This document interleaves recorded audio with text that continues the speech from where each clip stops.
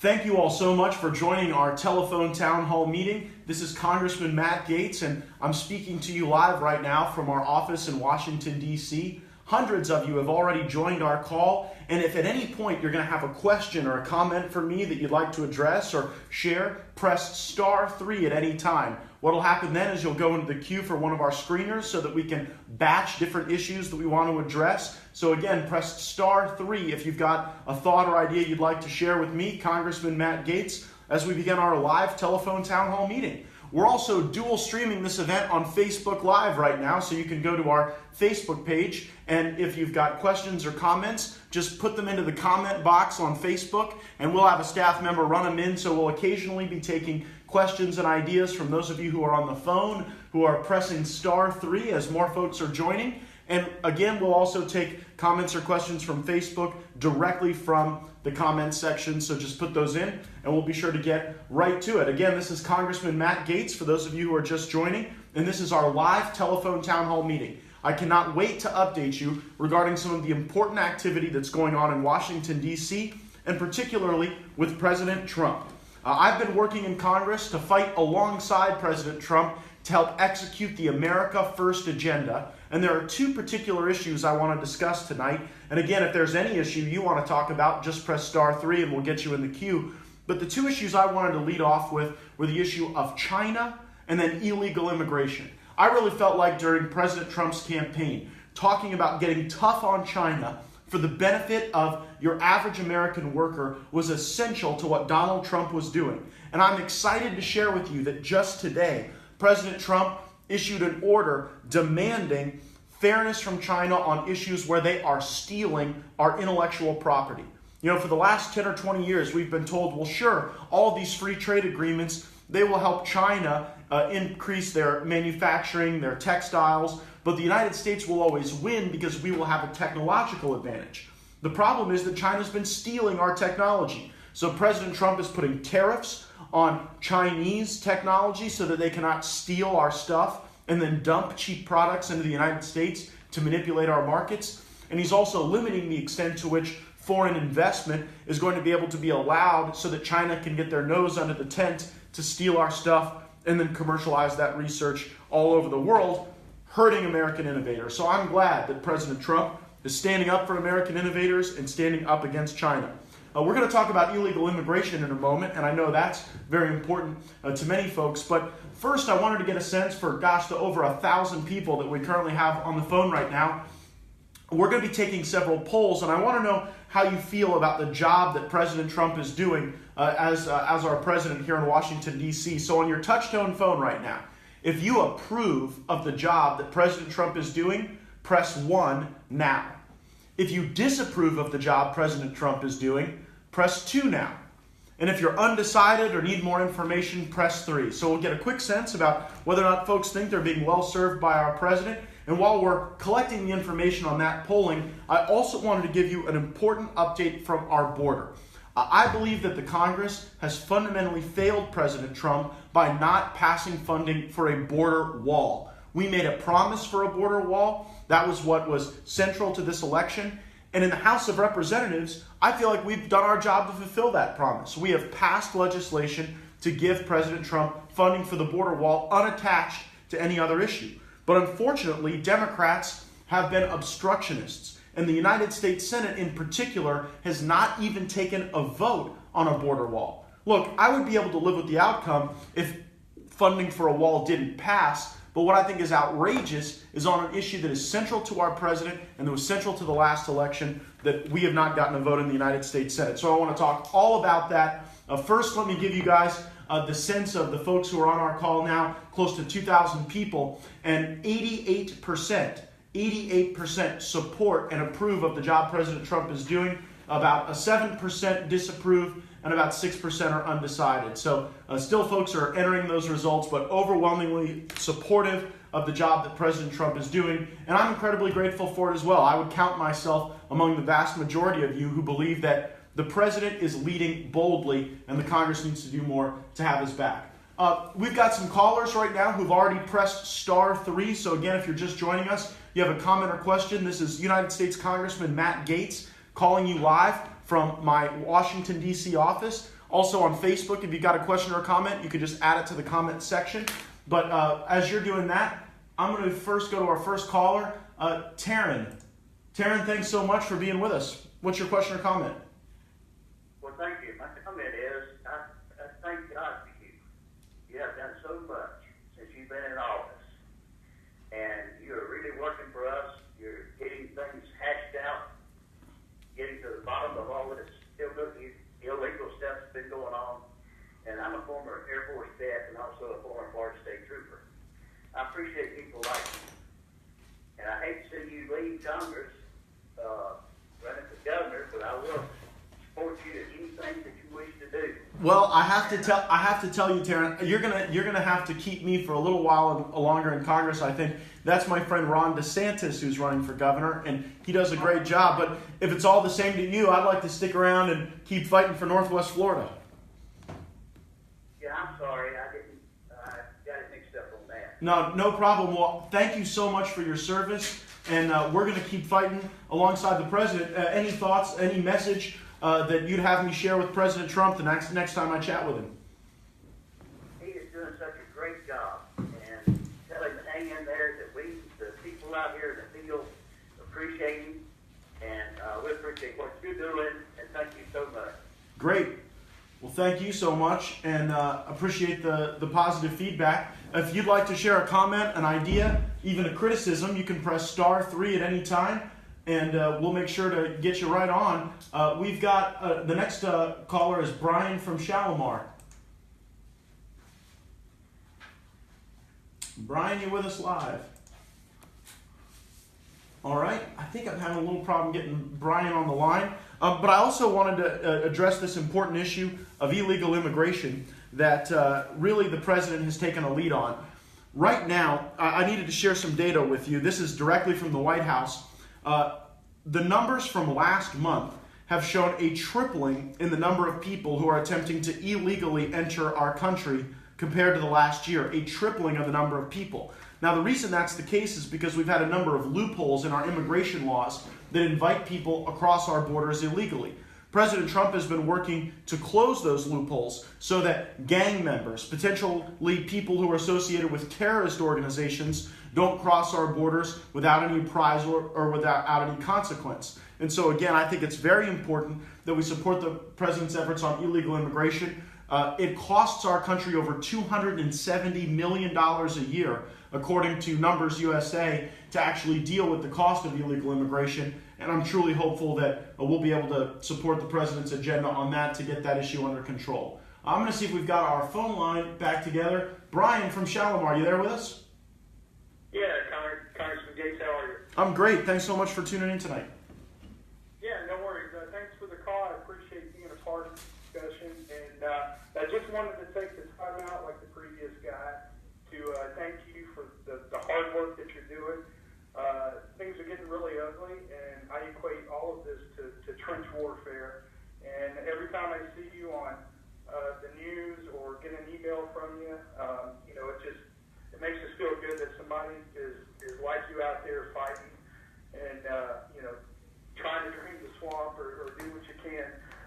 Not really a question, just a general comment, but tired of Russia, tired of the witch hunt. Just keep fighting and do what you can to bring this thing to an end. And I want to see, Hillary Clinton Foundation, everything else that's going on the other side that they've been getting away with. When are they going to be brought to justice? And that's all I got. Well, I think that's a fair question. And let me ask you this one, Brian. I mean, do you count yourself among the now more than half of Americans who believe that the Mueller probe began with a political bias, or is it your sense that they've been playing it fair? No, a political bias from the beginning, and it's obvious. And it's just abhorrent that the media is just ignoring just everything that's out there in the open for all the dirty tricks that have happened on the other side. And it's unbelievable. Well, I appreciate that viewpoint. It's certainly one I share. So thanks for the feedback, Brian, and thanks for the kind support. Yep, thanks for what you do. Keep it up. And I want to pose that question to the rest of the group. You know, many of you have seen that I've been very involved as a member of the Judiciary Committee in trying to have some oversight over the FBI and the Department of Justice. I have found time and again that there is a bias that is pro-Hillary Clinton and anti-Donald Trump, where when Hillary was charged with mishandling classified information, there was a yellow brick road paved for her where she never had to face any consequences. Meanwhile, you have people in the deep state who are members of both parties, not just Democrats, Republicans as well, who I think are doing everything they can to undermine this president without a reasonable basis. Now, that's my view. It appears to be Brian's view, but I want to get the sense of everyone on our call. So let's do another of our polls. Here's the question. Do you believe that the Mueller investigation is politically motivated? If you do believe that the Mueller investigation is politically motivated, press 1 now. If you do not believe that the Mueller investigation is politically motivated, press 2 now. And if you're undecided, unsure, or need more information, press 3 now. So again, we'll take this after our next call, but if you believe the Mueller investigation is politically motivated, press 1. If you think it's not politically motivated, press 2. If you're undecided, press 3. And we'll get some people's thoughts on that. But in the meantime, let's take another immigration question, and we've got Thomas on the line. Thomas, thanks so much for joining us. What's your question or comment on immigration? Yeah, thank you for your time and appreciating all you're doing down there. Just wanted to check on the status of your work that you've been doing down there with the Sanctuary City bill. Yes. Well, we ought to defund sanctuary cities. And then I think even more than defunding sanctuary cities, we need to hold people accountable. If a city council, if a sheriff somewhere says we're not going to cooperate with federal law and we're going to create less safe conditions in our communities, I think those people should be individually liable if someone is hurt or killed from an illegal immigrant. Would you agree? Would you go that far on sanctuary cities, or would you just defund them? No, I couldn't agree more. There definitely needs to be some accountability with things and good stuff on that. Well, let me give you the update since you asked where the Congress stands. In the Judiciary Committee, we've written a bill that cracks down on sanctuary cities, that ends chain migration, that imposes E-Verify so that employers don't get the benefit of breaking the law knowingly, and that also humanely deals with these DACA folks. But it doesn't do DACA alone. It actually implements the border wall, sanctuary city reform, no chain migration, and E-Verify. Now, I want to take a vote on that legislation, and we have not done so on the floor of the House of Representatives. And so we're really pushing our leadership to take those votes and to put that bill up. We've got every Democrat and several moderate to liberal-leaning Republicans who oppose that legislation. And so there's some that say, well, if we put it up for a vote, it might fail. This is what I hate about Washington. We came here to take votes. And I don't mind defending mine to you, to our callers, to the people in my district. If folks disagree, let's have a discussion about it. But frankly, I think we got too many cowards in Washington who don't want to take a vote one way or the other. So, hey, look, I wanted to get your opinion on that. Even if you thought it was going to be close, even if you think it might fail, would you put that bill up for a vote of the Congress? Yeah, I think it would be a wise move, just to at least get the temperature of where everybody stands on it, and then you can see who you can approach to try to sway them to a more understandable thought. Well, and if we can't sway them, I want to show the voters who doesn't believe in the rule of law, right? Because if you don't have to take a vote, then people could just go act like politicians and say they believe in everything, and you never really know where they stand. So yeah, the status quo will be held if you don't put their feet to the fire, get their name on some paperwork somewhere.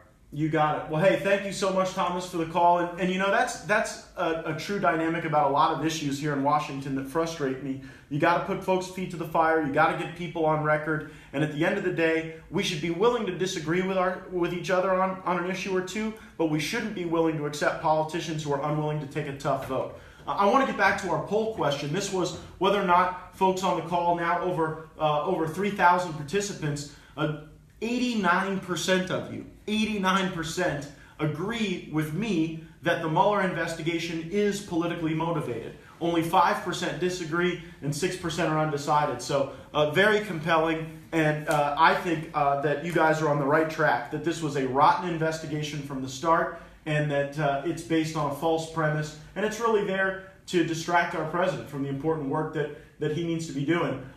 We have another comment on the Mueller probe that I want to go to now, and it is Scott from Pensacola. Again, if you've got a comment or question, you're just joining us, press *3. If you've got a question on Facebook, you can write it in the comment section, and we will soon be getting to those. But now we've got Scott from Pensacola. What's your question or comment on the Mueller probe? Thank you, Matt. Hey, so years ago, I remember Rush said, the rich and powerful take care of the rich and powerful. And it seems with the probe and Hillary and the emails, that it's just more of the same. And it gets frustrating because I see other people, other citizens, and that's, they work for me, you work for me, and I think you do great work for me, by the way. But the folks that work for me aren't held to the same rules that I'm held to, and that's frustrating. I'm a career serviceman. I just retired. If I handled any of my classified information the way Hillary did, I'd still be in jail now. So this whole, the whole Russia's, mantra of rich and powerful, protecting the rich and powerful, just seems to never end, and that is frustrating me beyond no end with everything else piled on top of it. And the Mueller probe, I think, it seems to be more of the same. So I'd like to get your thoughts on that. Well, thank you for your service, and thank you for your kind words. Here's the question I get a lot, Scott, and it sounds like yours. Folks will come up to me and say, why have no charges been brought against these people? We know for a fact Hillary Clinton used BleachBit to get rid of records that were under congressional subpoena and that grand juries were asking for.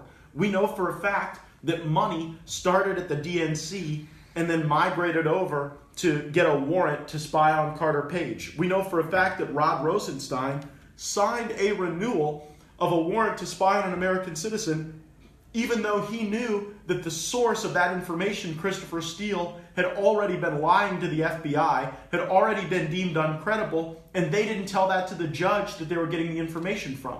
Here's the problem. They don't let members of Congress go slap handcuffs on anybody. Obviously, that is the executive branch, and I'm a member of the legislative branch. So all I can do, the only power I really have, is to do investigations, to demand documents, to hold people in contempt, or to impeach them if they don't produce those documents, and then to put that information into the public square for the American people. The problem is that I think Jeff Sessions has really done a poor job at the Department of Justice because he hasn't used any of that information to actually go bring charges, because he's recused himself. And now you've got Rosenstein at the Department of Justice, who's essentially in charge of investigating himself. So here's my question to you, Scott, and I appreciate you hanging on with me.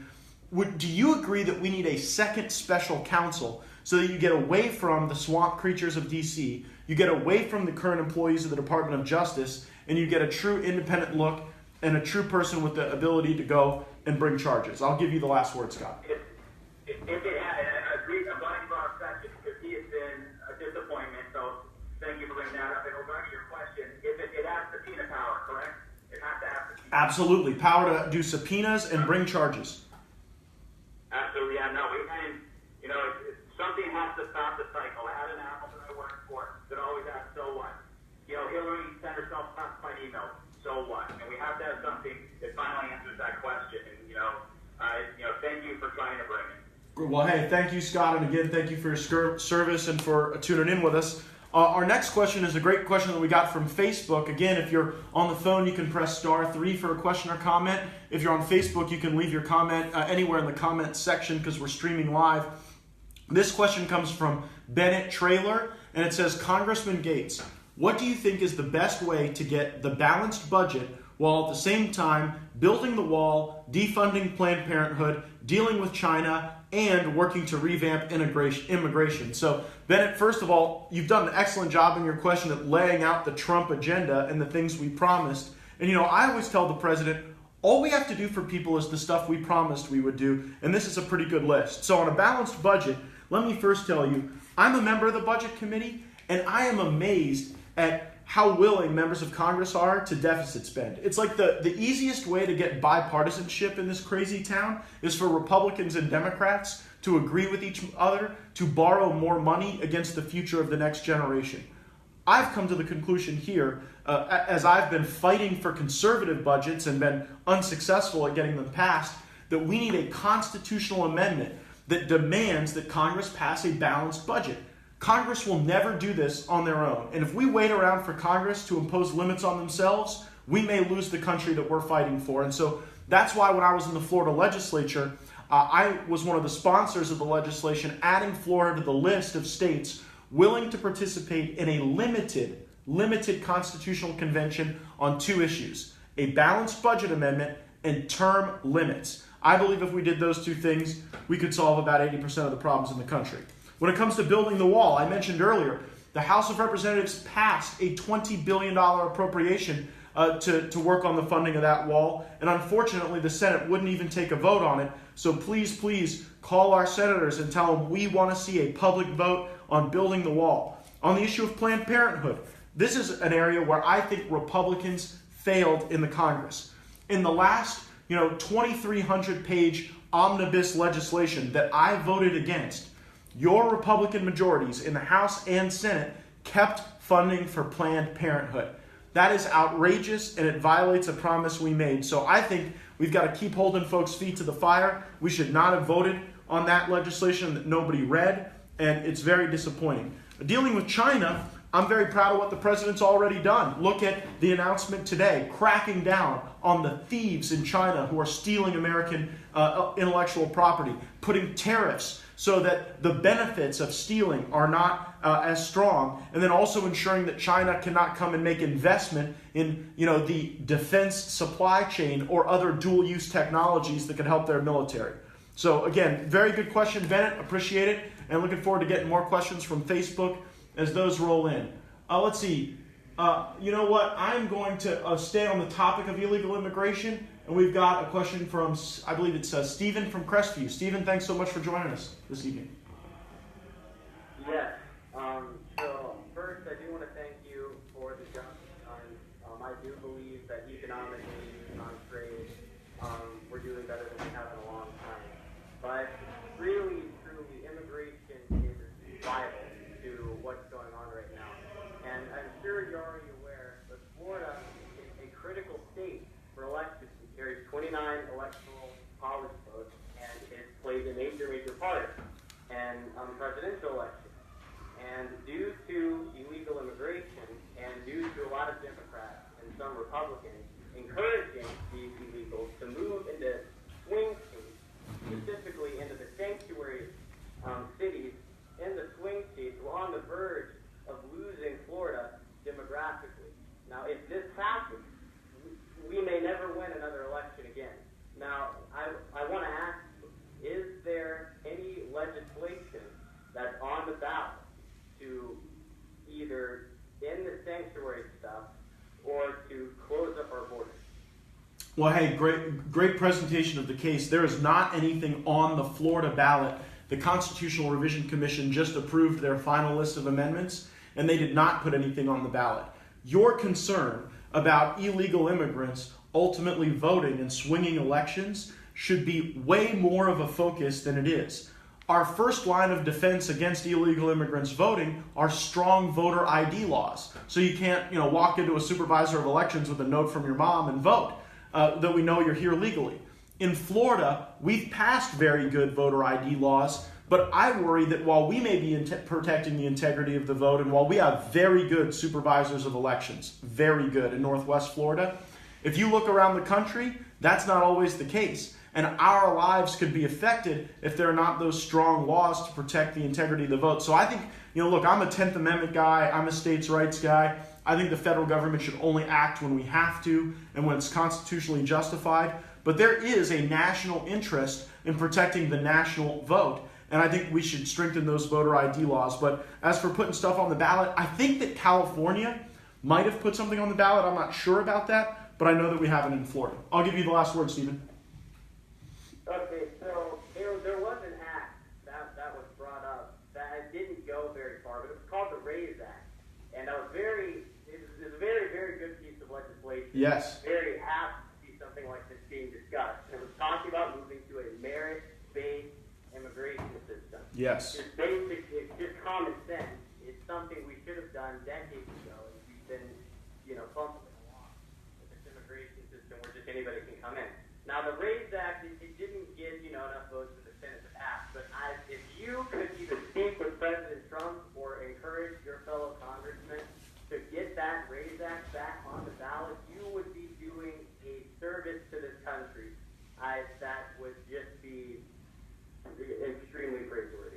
Well, I appreciate that, and I completely agree with that assessment, and I will talk to the president about that. I haven't talked to him about that in a while. Thanks so much, Stephen.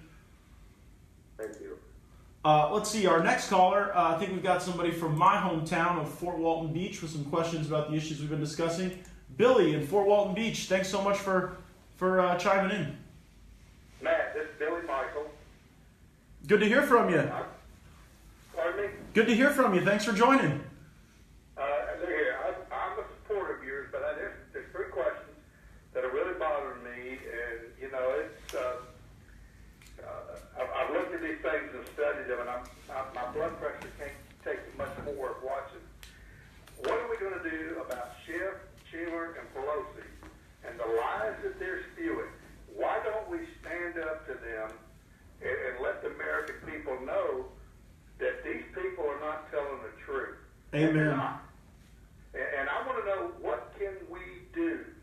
I mean, you got any suggestions on that? Well, first of all, I appreciate you paying attention and recognizing that they are lying about the president, about the facts, about the law. There's no question. And There's no question they're lying.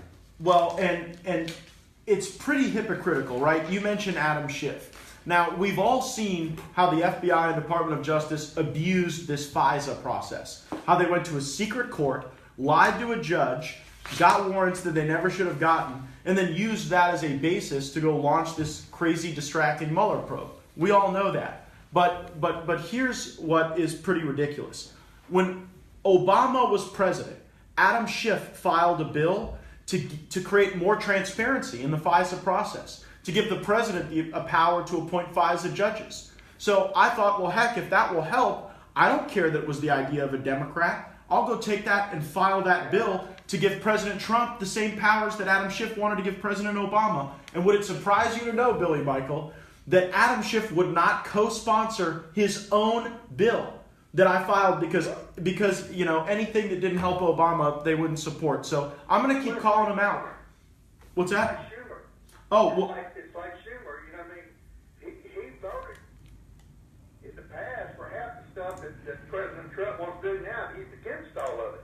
You know, that ought to be brought out. Somebody needs to call them out, Matt. And it's time that they quit hiding.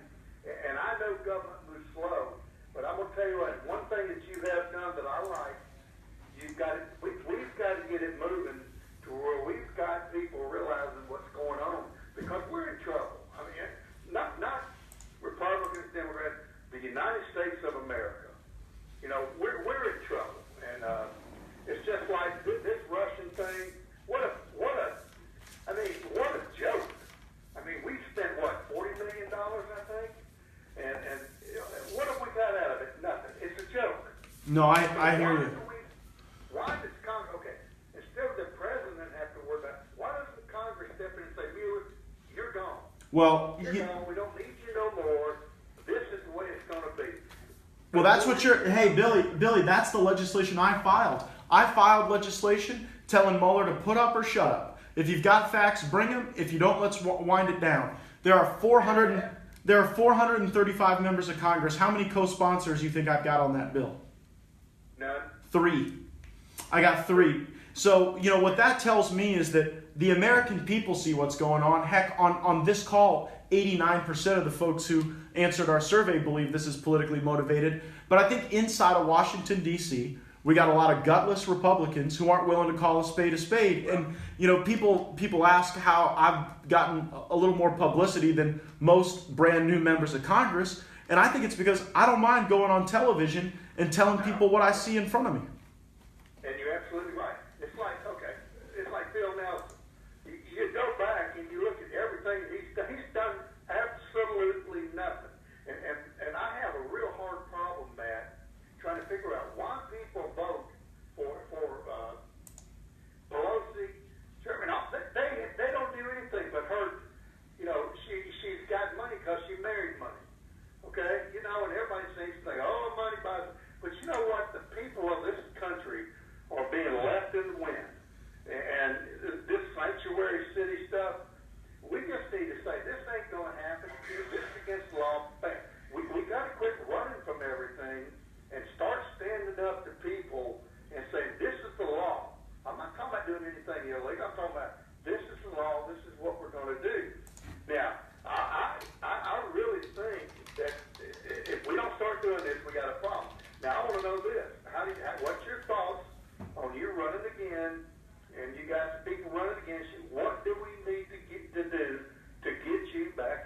Well, thank you for the kind question. Look, I think that my job's not done here. I don't want to stay in Washington forever. I believe in term limits. I think you come here, you do your job, and you go home. But I can't leave.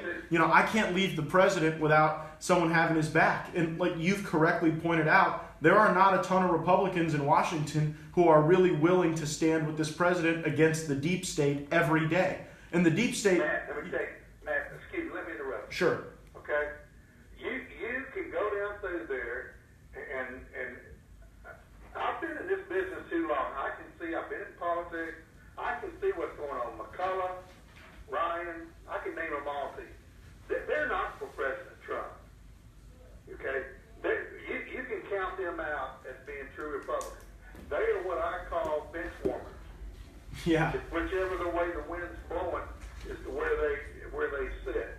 And I'm telling you, that's what bothers me, is that people who say, "Oh, I'm a Republican." No, you're not. No, you're not even close to being a Republican. If they'll let Schumer, Pelosi, and that idiot out of he's a Republican, the guy out of Arizona, and then all those other guys. I mean, my bottom line, and I'm gonna let you go. I know I've talked too long. My bottom line is this: let's start standing up to him, man. Let's start saying, "You're wrong, Mr. Schiff.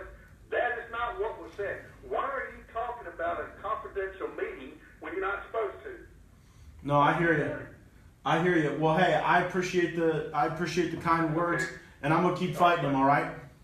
You let me know what you need to hear. All right. Thank you. I appreciate it a great deal. And we had mentioned term limits earlier in the call, and we've got one of our commenters who wants to make a comment about term limits. We've got Pamela from Defuniak Springs. Pamela, thanks so much for joining us. What's your comment or idea about term limits? Hi, Congressman Gates. I don't know if you remember me or not, but you and I met at the hospital when you came there and was giving your bill along with a lot of other candidates. Oh, yes. And I talked to you about your dad coming into my classroom in the biscuits. I do remember that discussion. Yes, well, thank you so much for joining us again. And I love going and having chats at the hospital because you get some pretty direct feedback from folks who are actually caring for people. So thank you for your service to our community in that regard. Well, you're welcome. Listen, I do not live, and I hope y'all don't get mad at me, but I don't live in Defuniak anymore. But I did want to take this moment to Sure. tell you how proud I am to have been from Florida and to have you as a representative, as a congressman, and know that I have put you there. And I think that you're doing a fantastic job. And one thing about term limits, I was watching Fox News the other day, and Mitch McConnell was on there, and if I'm not mistaken, he was on there with Brett Baer. And Brett was talking to him, and it was something about the extending the time that they were going to be working into August. And Brett asked him a simple question: well, do you think those 2 extra weeks you're going to get anything accomplished? And his response was, well, I think he kind of got the sense of Mr. McConnell did. And he said, well, we are getting things accomplished. He said, I've been there for decades. And that statement really stood out to me. He's been there for decades, and I want to know, what has that man done? He won't put anything on the floor to be voted on that needs to be voted on. And what you said earlier about, let people know if you said yes or no or how you stand. That's how we know when they put things to a vote. Let your yays be yay and your nays be nay.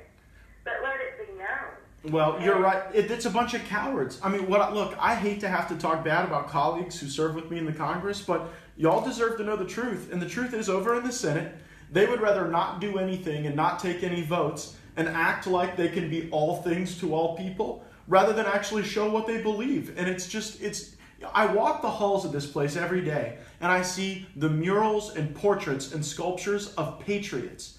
And I always feel like we're letting them down when we don't actually take votes. So I'm going to ask you this last question, Pamela, so that you get the last word. But do you believe that if we really had term limits here, where people came here, they did their work, and they went home, do you think that would create more of a service ethic in Washington rather than a career ethic? Yeah. Good. Well, I appreciate it, and I'm going to keep fighting for it. Governor Scott's trying to get up here and join us in the Senate, and he's going to be a good supporter on term limits. So I'm hoping that we can get that issue raised because it's very important. I'm going to go to another of our Facebook questions. This is from Will Giordano in Pensacola, and Will asks, Congressman, what are you doing to ensure that our test ranges are being protected and supported at a national level? What are we doing in the district to support your efforts? This is a critical question about our military and our military readiness. I'm the member of Congress that has the great privilege to have the greatest concentration of active duty military of anywhere in America. And the thing that we got to do to keep the moms and dads who go downrange and fight for our country safe, we have to have the most technologically advanced weapon systems and munitions on Earth. And over the Gulf of Mexico, we've got the only place in the world where we launch live-fire missiles over water and can actually land them on land. The problem is we haven't upgraded a lot of the radars and telemetry and testing systems over the Gulf of Mexico in a great many years. And so it was a huge priority of mine, Will, to go in and improve the quality of our test ranges so that we can bring more of that really high-quality, high economic value mission to Northwest Florida. In just my first 17 months in the job, we've gotten now over $70 million authorized to go to improve those radar systems and telemetry systems. This means we'll be able to do more to test hypersonic weapon systems, supersonic weapon systems. We'll be able to use more of the Gulf of Mexico for this purpose. And then ultimately, Northwest Florida will be able to make an even stronger contribution to the fight. And that's something that I know we take a ton of pride in. So this is a huge priority of my office, making sure that we invest in the Gulf of Mexico test range and that we continue to bring in more resources and more military mission. Over $70 million we've got authorized so far, and I think that there'll be even more that we get approved in the coming days. So thank you so much for your question. Our next, Warren has been waiting very patiently from Pensacola. Warren, what's your question or comment? Hi, Congressman Gates. How are you doing today? Great to hear from you. I'm great. Thanks for tuning in. Appreciate you having this town hall. I wanted to ask you a question about tariffs, actually, based on the question you were answering earlier. Sure. I wanted to ask, these $50 billion in Chinese tariffs, along with some of the other tariffs I've been hearing about on Fox News.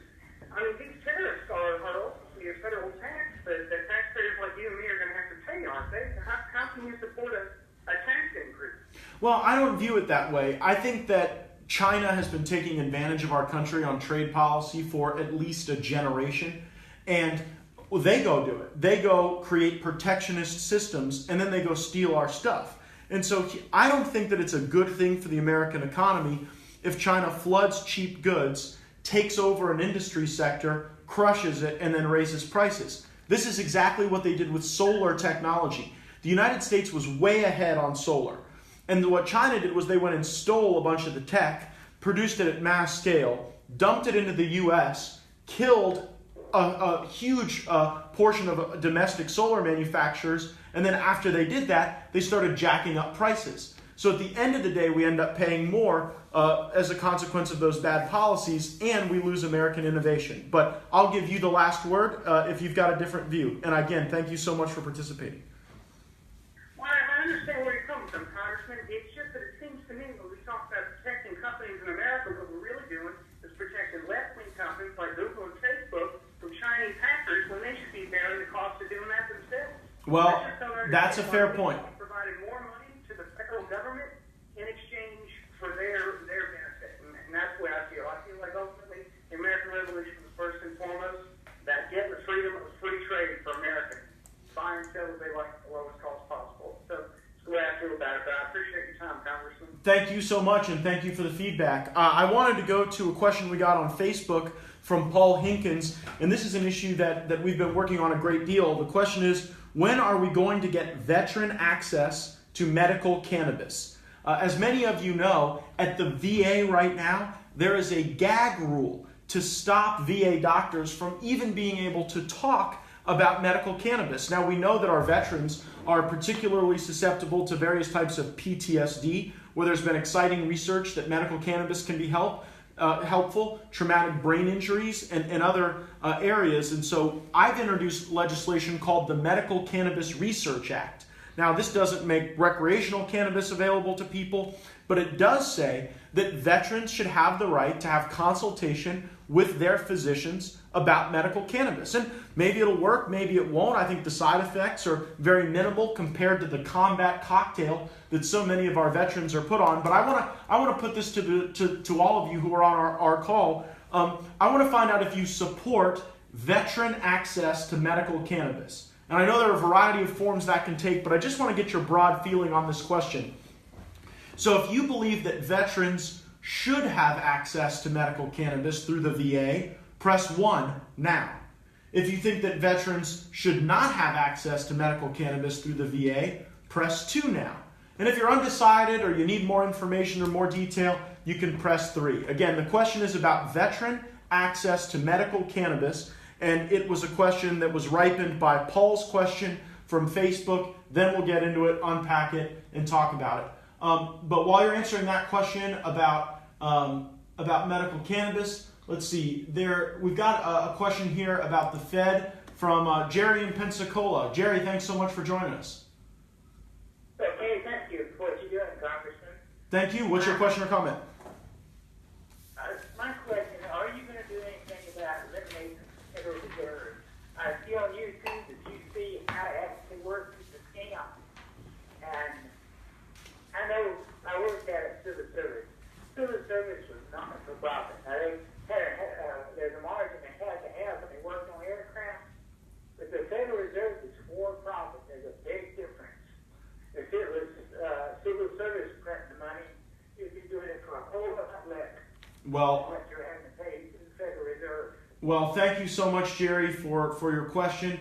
I am one of the sponsors of the legislation to audit the Fed. I believe if we had a true audit of the Fed, we would be able to understand how we got some unelected people who are manipulating monetary policy to fuel the growth of government. I mean, the reason the Fed puts their thumb on the scale on monetary policy is often to make it easier for the federal government to go and borrow more money so that politicians don't have to make tough choices about where to actually go cut spending. And so I believe in an audit of the Fed. Is that something you would support? Does that get us going in the right direction, Jerry? That would help, but I think eliminating would be better. Just do like they do in these other countries. Federalize it, make it civil service. That the people, you're not having people at the back of it that are strictly in it for making a huge profit. Well, I hear you. Well, thank you so much for your comment, and I definitely think that an audit is a great way to start. I wanted to give everyone the results of our polling, and this is quite something. 73% of you, 73% support veteran access to medical cannabis. 9% oppose veteran access to medical cannabis. 18% are undecided, unsure, or need more information. So again, very strong response. And thank you so much for your willingness to maybe go against what folks might have thought just a few years ago, but here, I think, very, very important. We haven't taken a question from Gulf Breeze yet, so I'm going to go to Arnold from Gulf Breeze. Arnold, you there with us? Yes, I am, Congressman. Thank you very much for taking my call, and I want to first say that you're doing an outstanding job. Oh, thank you. I have been listening to comments by so many people, many of which I feel very strongly about, term limits, immigration, all of the above. I must tell you, I've been a lifelong member of the Republican Party. I worked very hard for the Republican Party. I gave it up about 7 years ago after the 2012 election because they, like others on the other side of the fence, started to work for themselves, their party, not for the American public. We have a government of, by, and for the people, and I would hope that we can return to that. The swamp is indeed very deep, Congressman, and you're doing a wonderful job in working with the president to try to drain it. My first comment really is, my question is, why doesn't the president just declassify all those documents that he's getting from the DOJ that are trying to stonewall all this nonsense? Brennan, Clapper, Lynch, Holder, the Clintons, they all must be in jail. But they'll never get there unless someone brings all this out in the open. The American people know what indeed has gone on, and somebody has got to go to jail. Well, that is very well said. Let me describe to you the dynamic I think that's going on based on my discussions with the White House and what I see playing out in the public. You got some folks who are saying to the president, some of his advisors, well, Mr. President, we know you're right. We know you're being treated unfairly, but you can't be the one to go declassify this information, or people will think that you're interfering in an investigation of yourself. Meanwhile, I'm saying, look, we have to get these documents because they show that crimes were committed and that people broke the law and violated rules. Right now, we're in this crazy dance where we demand documents, the FBI and Department of Justice don't give them to us, and then we end up in this protracted negotiation with Rod Rosenstein where a bunch of unelected people are telling the elected members of Congress what we are and are not allowed to have access to. And so I think that the president has to, as the only elected guy other than the vice president in the executive branch, he has to demand that these documents be classified, but there are advisors telling him to stay out of it. So if you were on the phone with me the next time I chat with the president, what advice would you give him? Well, I think you're doing a great job. I think, I can understand the political ramifications of firing a special counsel or even asking for them to be declassified. But I think all this information has to get out. And of course, I'm saddened a bit because I do watch you on TV an awful lot of Fox. I watch Fox. But a question posed by Hannity to the former speaker about do you ever think that this will come to fruition and people will really be held accountable for it? And he said no, we don't think so. I get a little annoyed at that. I wish we could find out about what's going on and have some people really pay the price. Well, I appreciate it, Arnold. Thanks so much for the call. And I get told a lot in Washington, hey, you're shaking things up too much. You need to sit around and listen and learn. But I don't get the sense that people in Northwest Florida sent me up here to be quiet and sit on my hands. I think y'all sent me up here to have the president's back, to tell the truth about what's really going on in this town, and to promote the rule of law, and to fight for the things that we believe in so that we have systems that we can trust. I'm going to keep doing that. I'm sure I'll have plenty of enemies and naysayers, but I think that's why you guys sent me here. We got a really important question about a veteran issue that not a lot of folks know about, but I think we've got Mrs. Roger Clark with a question about Blue Water Navy vets and Agent Orange. Mrs. Clark, thanks so much for joining us. Are you there? Yes, I'm here. Okay, great. Thanks. Go right ahead with your question or comment about the Blue Water Navy Act for our Vietnam vets. What that actually is when you use Agent Orange in Vietnam, that stuff would go into the water where all the ships were, and it would metastasize 40%. So the ships did not have any filtration to filter this stuff out. So the sailors and everybody and the cooks, using water, they would drink this stuff and eat it, basically. Now, other countries, such as Australia and all, have accepted this. But our government has not accepted this procedure, and you have a lot of vets that are trying to get help, and they can't get their percentages raised because our government won't accept this or look at it. And that's sad. I mean, I know we need to look at all our vets, and that includes the ones in Vietnam, and they paid a price too. Well, and especially a lot of the folks who were working in the Blue Water Navy aspects of that Vietnam conflict spent a lot of time in port as well, where they were exposed to Agent Orange. And I'll share with you a personal story. It was just a couple weeks ago that I was giving the eulogy of one of my very closest friends in Fort Walton Beach who had been exposed to Agent Orange. And ultimately, that killed him.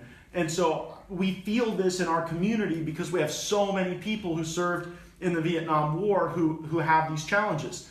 I want to let you know, I'm one of the co-sponsors of legislation to make the Blue Water Navy vets who served in Vietnam eligible for the assistance, support, reimbursement, and medical care that other Vietnam vets that were serving in the Delta, in the jungles, and not to treat them differently.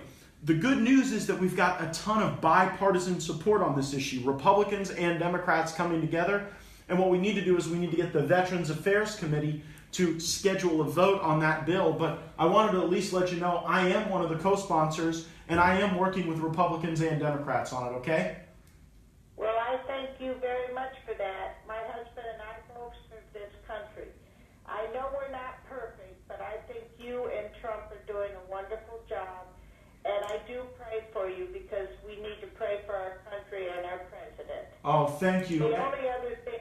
Oh, I'm sorry to cut you off there. I thought you were done, but thank you so much for your prayers. A lot of folks will tell me that, when I'm home and people run into me at the grocery store, and I can't tell you how much that matters to me, that folks would think enough about me to say a prayer. There was one other issue I really wanted to get people's thoughts and views on here as we're coming to the end of our hour on this call, and it has to do with the tax legislation that was passed.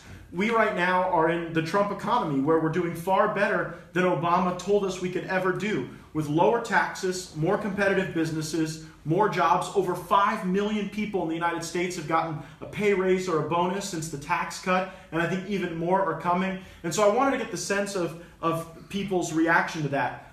Do you support the Tax Cuts and Jobs Act that was passed, or do you oppose the Tax Cuts and Jobs Act that was passed? Or are you still undecided? If you support the Tax Cuts and Jobs Act, press 1 on your phone now. If you oppose the Tax Cuts and Jobs Act, press 2 on your phone now. If you're undecided or want to wait and see more information, press 3. But again, this is the legislation that the Congress passed that doubled the standard exemption. Next year, over 90% of Americans will be able to do their taxes on a postcard, and more of our businesses don't have to leave in offshore jobs. They're able to make reinvestments back in our country. And while we're waiting to get those survey results, I also wanted to make sure that everyone had the information they need regarding my district office and our ability to do casework for folks. So a lot of the questions we've gotten tonight have to deal with VA issues or IRS issues or Social Security issues, and I wasn't able to get to nearly as many of those as I would have hoped. But if you contact my district office, that phone number is 850-479-1183, 850-479-1183, then we can be helpful regarding your specific claim, your specific issue. That will give us the chance to go fight for you. We got folks who work on that full time. You also can go to our website at gates.house.gov and fill out one of our forms so that we can get right to work on your behalf. So going back to our survey results, 85% of you, 85% support the Tax Cuts and Jobs Act, 4% oppose the Tax Cuts and Jobs Act, and 11% of you are undecided, unsure, or need more information. So overwhelming support for that, and hopefully we continue to see the Trump economy improve, because ultimately that's what we're going to be judged by.